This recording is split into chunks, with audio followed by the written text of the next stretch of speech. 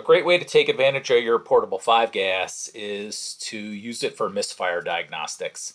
While your scanner will quickly tell you cylinder number 3 is misfiring, what you don't know is it spark or fuel?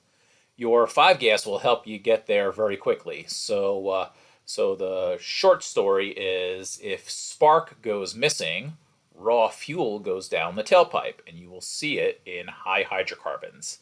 If fuel goes missing, you will have unburned air going down the tailpipe, and so you'll see high oxygen. So as quickly as that, looking at those two readings, you'll determine what has gone missing. And even a vehicle with a catalytic converter will still show humps of hydrocarbons and oxygen. So here we are headed down the road, steady cruise, and notice hydrocarbons, carbon monoxide, and O2 are virtually zero.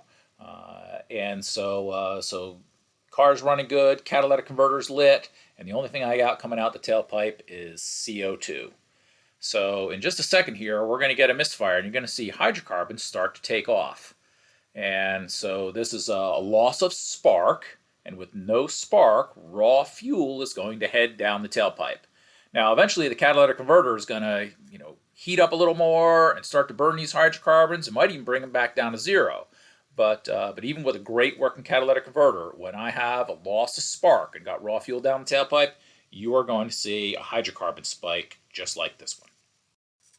So here is what an injector miss is going to look like. So driving down the road, again, steady cruise, really great looking gases. I have an injector fail, and then notice oxygen is going to start taking off. And so here we go, headed uphill. So why is this? Again, I don't have any unburned fuel going down the tailpipe. The injector's not firing.